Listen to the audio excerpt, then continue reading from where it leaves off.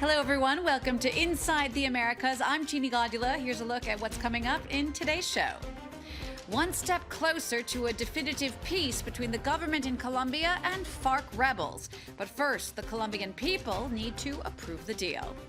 The forbidden island of Cuba finally becomes accessible to Americans as the first commercial flights take off. And 11 years after Hurricane Katrina destroyed much of New Orleans, we'll look at another city reeling from floods, Baton Rouge. First, it's been a 9-month-long process, but Brazilian President Dilma Rousseff is now officially impeached. She was voted out by the Senate, putting an end to 13 years of leftist Workers' Party rule.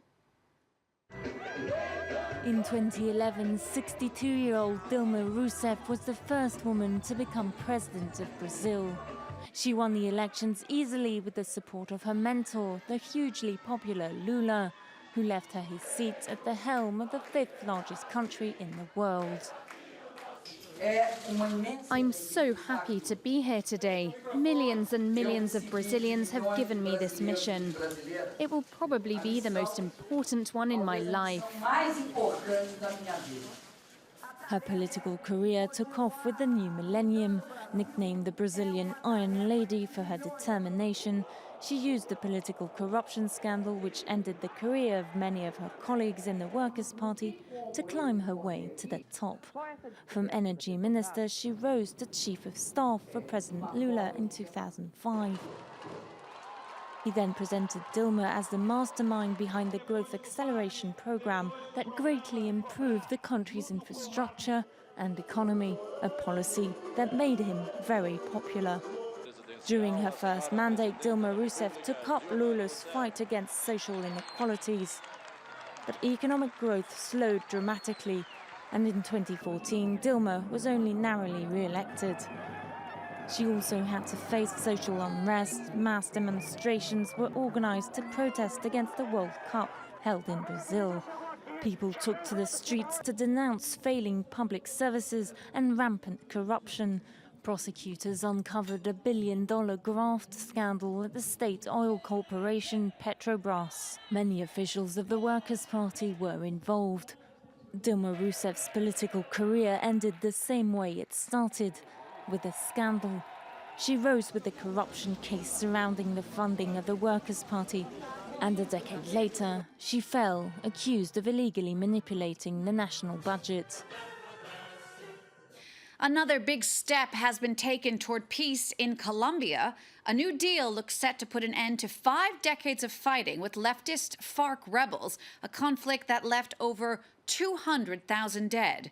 That peace agreement will now be the subject of a referendum, allowing the nation to decide.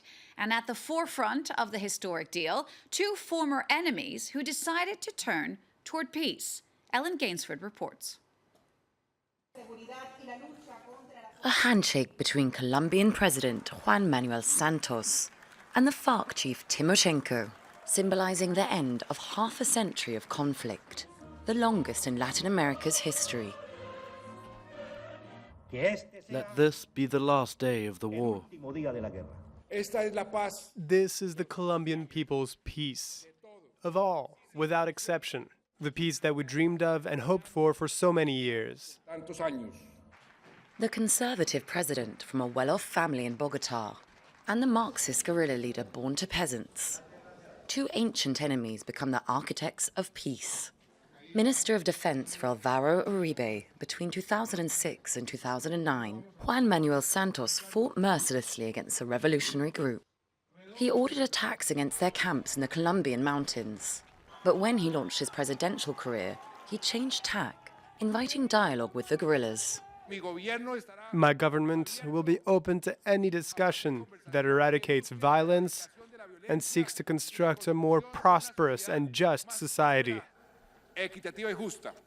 Timoshenko was born in a coffee-producing region. Christened Rodrigo Londoño Echeverri, he studied medicine in Russia before undergoing military training in Yugoslavia during the conflict under Tito. When he returned to Colombia in the 1980s, he joined the FARC, rapidly climbing the ranks of the organization before taking command in 2011. Changing his name to Timoshenko, in homage to a Soviet marshal who served in the Second World War. We know very well that the only thing the oligarchy is waiting for is for us to make a humiliating surrender, to show the country and the world the price to be paid by those who dare to contradict it. But there are two parties at the table, and our aspirations are completely different. Despite their radically different profiles, the two men have today found common cause. After 4 years of peace talks, the FARC will hold their final conference this September to ratify the peace accord with the government. The very first direct commercial flights from the U.S. to Cuba took off this week, and U.S. visitors are flocking to the long-forbidden island in record numbers. American travel to Cuba for tourist activities is still technically prohibited by U.S. law, but as Ed Augustin and Alexander Okot explain now, a new generation of young, intrepid Americans are finding new ways to visit. They're back. American visitors are returning to Cuba. They've been really excited to see Americans because I think it is an opportunity for everyone to, us to get to see Cuba and for them to make some cash off us in the process. For the people that do travel, they see it like as a really interesting and awesome destinations. The people that don't are like, why would you go to Cuba? It's like they still have like kind of the 50s, 60s mentality. Lots of North Americans have come, mainly young people who are interested in finding out what life is like in Cuba. And we've got 2 or 3 times as much work because of it. The Americans will bring change to the island, with US businesses poised to take advantage of the new relationship. We are the first American-run hotel in Cuba, so we are expecting to have a long relationship with Cuba. Entrepreneurs from other sectors are also in town. We're here on business, and of course you got to take the time off to see the sights around. Since relations are opening, we're hoping to be some of the first importers of natural stone into the US from Cuba. A record-breaking number of Americans are visiting, and US companies are cropping up on the island. The Americans have well and truly returned. Salud! This week marked the 11th anniversary of Hurricane Katrina. On August 29, 2005, the storm surge and rainfall broke through the levees protecting New Orleans. 80% of the city was flooded, and 1,800 were killed. Now, as New Orleans and all Louisiana are marking that somber day, another city is seeing history repeat itself. U.S. correspondents Philip Crowther and Gallagher Fenwick have more on the recovery effort in Baton Rouge. Red Cross! 13 people died in the floods in August in Baton Rouge. Over 1,800 died during Hurricane Katrina 12 years ago.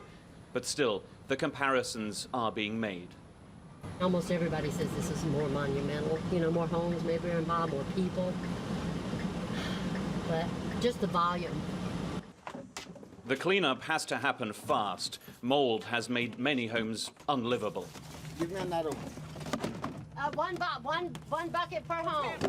The American Red Cross has over 2,500 volunteers out on the streets and in the shelters. Life is nowhere near getting back to normal. They're entrenched, and some of them are entrenched in jobs, some of them are, the children are entrenched in school, so they're probably not going to leave this area. Rebuilding time, I'm sure, is not going to be any less than it was with Katrina. There are survivors from Katrina in this shelter.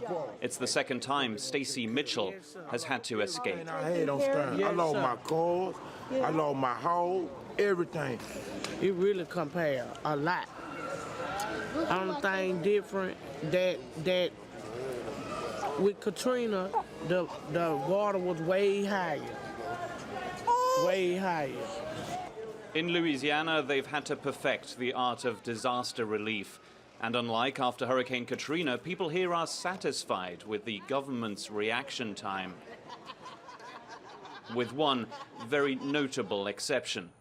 US President Obama didn't visit until the end of his summer holiday. Frank and Meg Janusa lost everything, as did everyone else on their block. As far as our beloved president and you hear about him playing golf, and yeah, I just can't imagine anyone being on any social excursion like that and not being able to think of the American people. Donald Trump decided to fill that perceived void and visited this precise neighborhood. That's your yearbook. Politics thereby became part of the recovery effort in Baton Rouge. But most of the resilient people on the banks of the mighty Mississippi say they prefer to ignore the noise and just get on with life instead. This week was also marked by the death of Gene Wilder. The actor passed away aged 83 from Alzheimer's disease. Wilder was the man who brought chocolate maker Willy Wonka to life. He also mined comic gold in several Mel Brooks movies, including The Producers, Young Frankenstein, and Blazing Saddles. Brooks paid tribute to Wilder, calling him one of the truly great talents of our time. He will be missed. We'll leave you with these final images from Willy Wonka and the Chocolate Factory. You're watching France 24. Stay with us. Living there, you'll be free if you truly